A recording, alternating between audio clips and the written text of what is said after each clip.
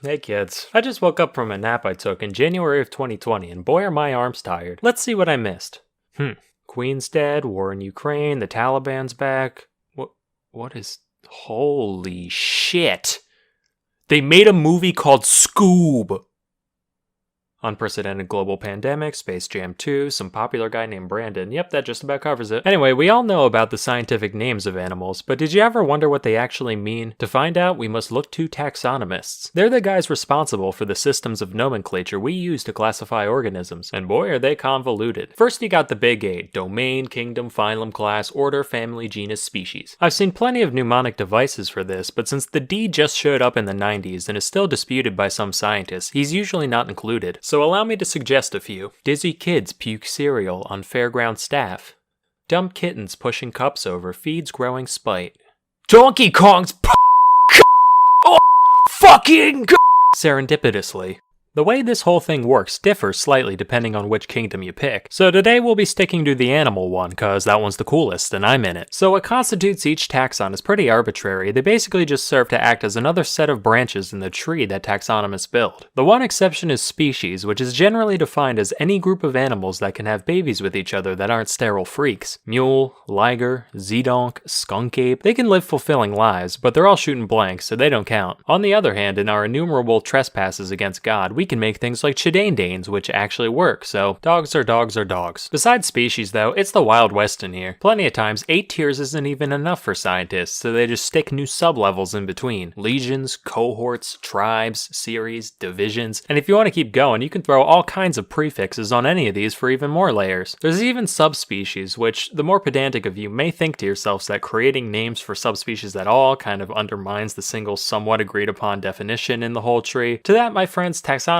say, But while that's pretty complex, the actual names themselves are pretty easy to wrap your head around. Though taxonomists may hide behind their fancy Greek and Latin, the Vulgate is no substitute for wit. Now, I've scraped through the scientific names of a load of species, and most of them can be split into a few categories. The simplest ones are the animals that already have names in Greek or Latin. It's a lion, I'm calling it Leo. Done. Tiger, it's a tigris. Cat, it's a catus. Easy. Multi-word names can be translated the same way. For the golden eagle, we got Aquila chrysaetos. Gold eagle eagle. They decided to be a show off and do eagle in Greek and Latin, essentially the same though. But if a species is too specific or exotic for a one-to-one translation, that's when you gotta get a little creative. A lot of the time, inspiration comes from just giving the creature the old once-over and pointing out some cool-looking body part. Generally, the more distinct of an identifying feature it is, the more likely it'll get in the name. For example, Homeboy took one look at this thing and said, yup, red triangle slug. I'm going on break. We call this thing a fucking unicorn, almost like that means one horn or something. Also, some guy deadass looked at an octopus and said, well, all they got is heads and feet. I'ma call them headfoot. And now biologists everywhere say cephalopod unironically. Matter of fact, if it's got feet, chances are that's part of its name somewhere. You got 4 feet, 6 feet, 8 feet, 10 feet, 2 feet, equal feet, both feet, double feet, stomach feet, lip feet, sucker feet, wing feet, big feet, slow feet, or feet, both feet, joint feet, no feet, 10,000 feet, cow's feet, spade feet, cat feet, small feet. If it doesn't look that interesting, another thing to point out is where you found it. This could be a territory like American bear or Siamese crocodile, or just a habitat like woods macaque or toilet rat. But that's boring. We need to look at the men behind the magic and what drives and motivates them. Now, if there's one thing that the scientific community loves, it's clout. And there's no better way to go down in history than plastering your own name on some shit you found. But not all fields have the same volume of things to scribble the old John Hancock over. On the one end, you got physicists just making up their own slightly different form of ionizing radiation measurement, and even then only the top dogs got away with it. Now zoology, any little goober flouncing through the underbrush can say, this one has 13 spots, but the one in the book's only got 11.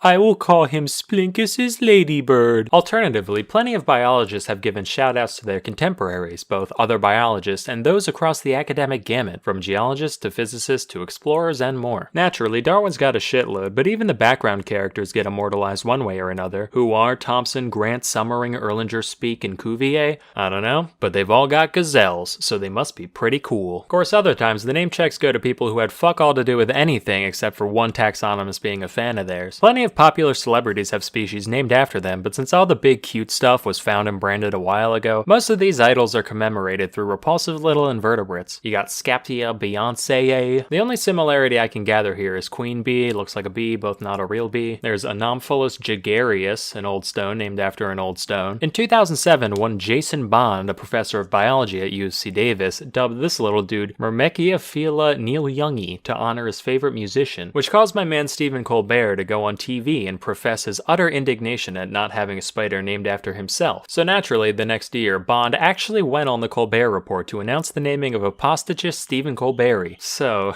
if that gives any of you epic biologists out there any ideas, you know, I wouldn't be opposed. Please, I would do anything. For the love of God, I'll even take a lichen. The world of politics is by no means immune to this phenomenon. Obama alone has fucking 9, as do a load of other presidents. Trump's got a moth with funny hair, Bush has a fungus beetle, Reagan's a wasp, Carter's got a darter, and so forth. Even Austria's most famous painter got the honor through this blind cave beetle. Mind you, it was 1933, so you can only blame the guy a tiny bit. Hitler actually wrote him a letter saying, "Oh, thank you, my little entomolomensch," and then went on to do, you know, Hitler things. Fun fact, not only was this beetle stuck with just about the worst name you could have, it's also now facing extinction solely because of its value to Nazi memorabilia collectors. Guess old habits die hard.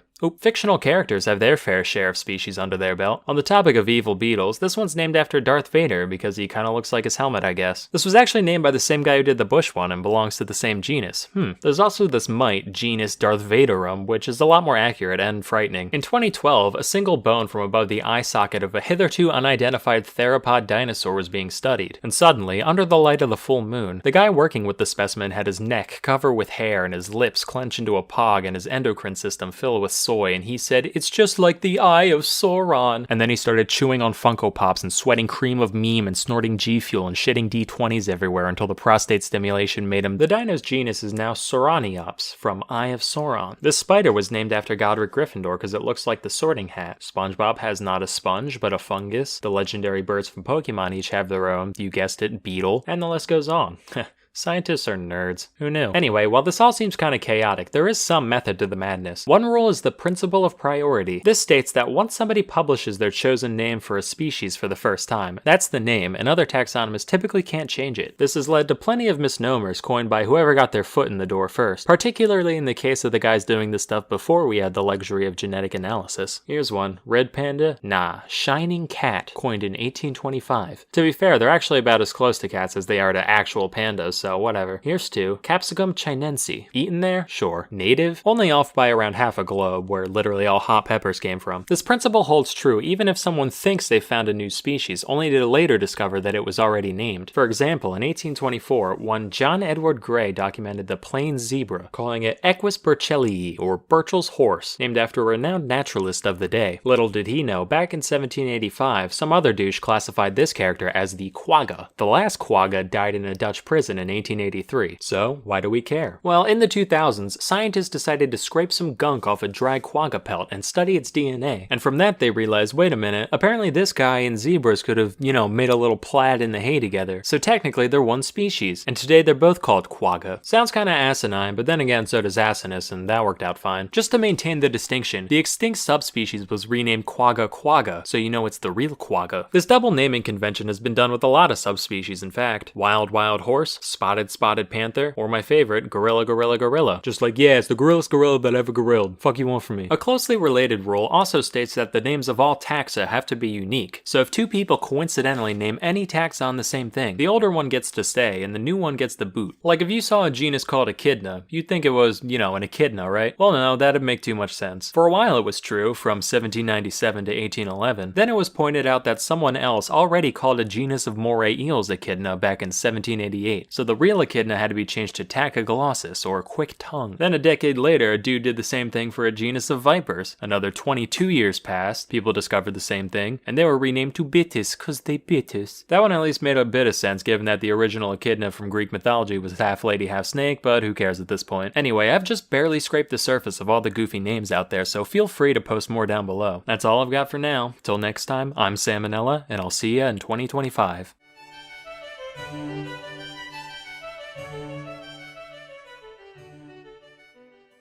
Don't say it, don't think it, don't say it, don't think it.